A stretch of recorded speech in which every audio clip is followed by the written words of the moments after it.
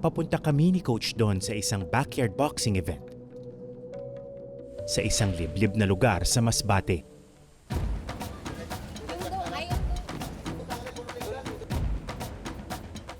Pagdating namin sa lugar, inaayos na ang ring.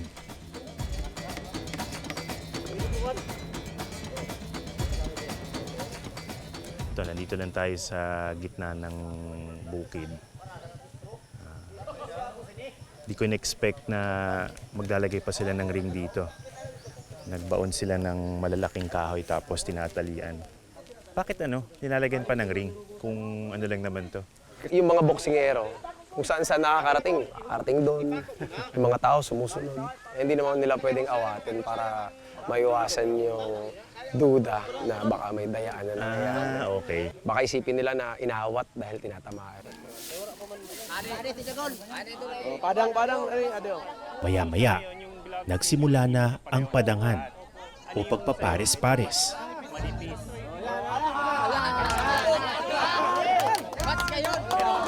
Ang mga gustong lumaban, naghahanap ng mga pwedeng makatunggali.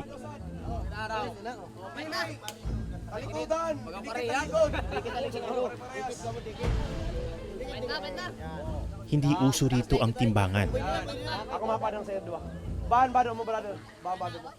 At mabilis nagkakasundo ang mga mandirigma.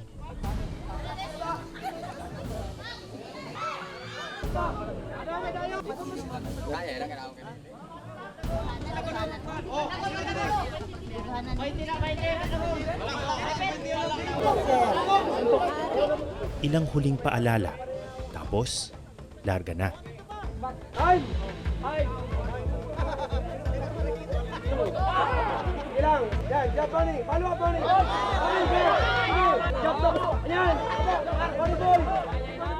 Wala pang isang minuto,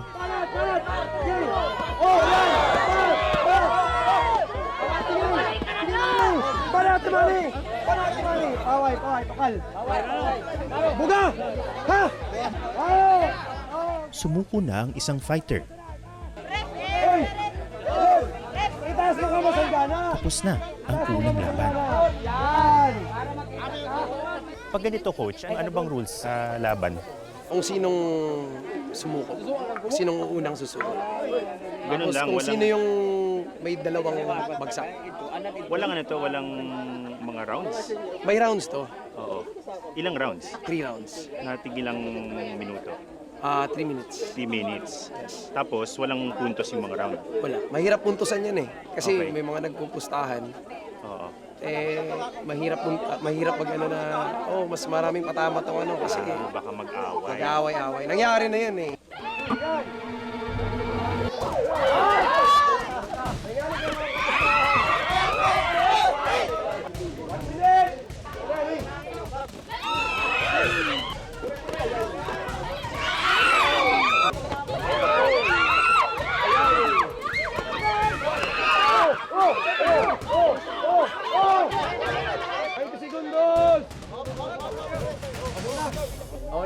Next fight.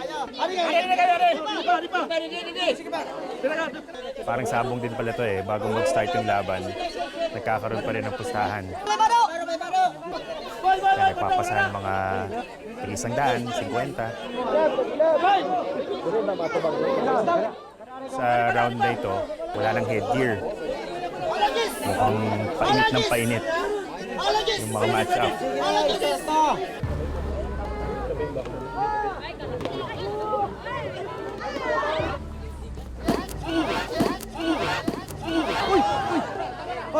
Tama na. Kaya? Ha?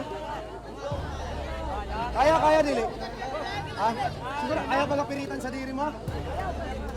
Ayaw pagpiritan sa diri mo? Ay! Mabawi pa!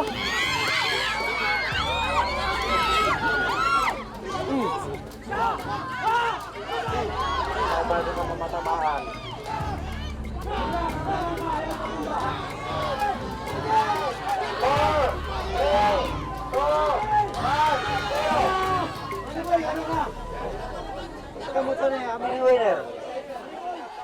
May pamilyar na mukha sa mga manonood.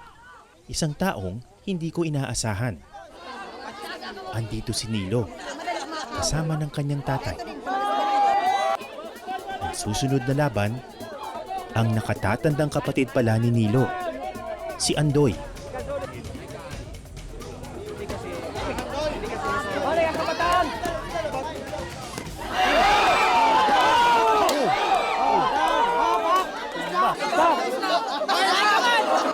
Inabot ng malakas na suntok si Andoy.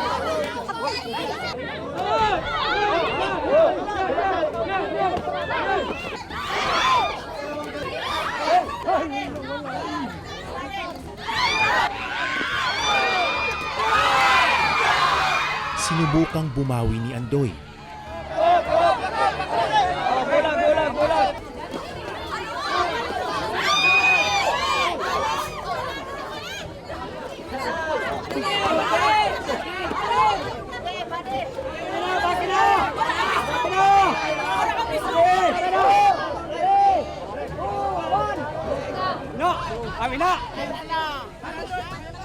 Pero dahil hindi na nakaganti ng knockdown, natalo siya sa laban.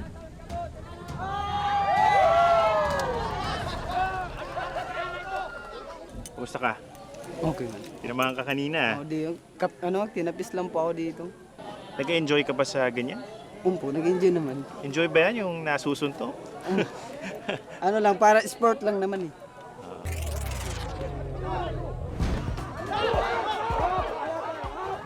Mahirap ilarawan yung nasaksihan ko ngayong araw. Para siyang boxing siya pero hindi siya boxing. Para siyang pinaghalong kompetisyon, kapatiran, katuwaan. Pero yun na nga yung informal nature ng events na ito, yun yung nakakatakot sa kanya kasi suntukan pa rin to eh. Magkaiba man ang backyard at amateur boxing, halos pareho rin ang komunidad na gumagalaw sa pagitan ng dalawang mundong ito. Pero si Coach Don, mas gusto na raw mag-focus sa professional boxing ngayon. Sabi ko, enough na yung ganito. Sobrang saya sa pakiramdam na mayroon ng professional boxing dito sa amin. Samantala, tuloy ang pag-iensayo ng team ni Coach Arnel para sa nalalapit nilang laban. At hulaan nyo kung sinong sasama sa training ngayong araw. Wala kaya. Simula pa lang ah. Tumakas na tayo.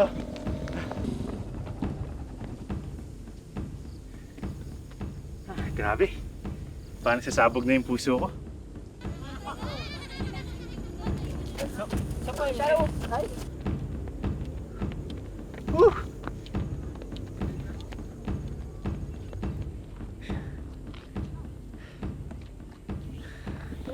It's the worst day of my life. Oh my God.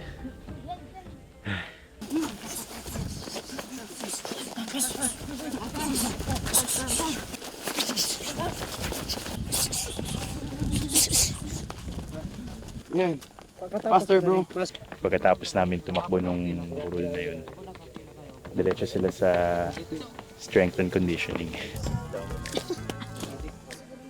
Ano sabi ni Coach? Ba't kailangan kayong magpakahirap dyan sa mga Para packet pa ba pag dyan? sumabak sa laban, hindi ka mapapagod ka agad-agad. Pagod ka ba? Hindi ka napagod? Hindi mo masyado. Bawat araw ng pag-iensayo, lalong nahahasa ang mga boksingero.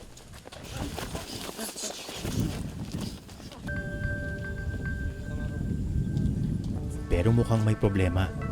Ano po nangyari? Ano nangyari? Yung isang boxer namin, Mm. sila yung galing Sorsogon. Oo. Yung kasama niya, nagsuka daw ng dugo. Okay lang. Okay lang.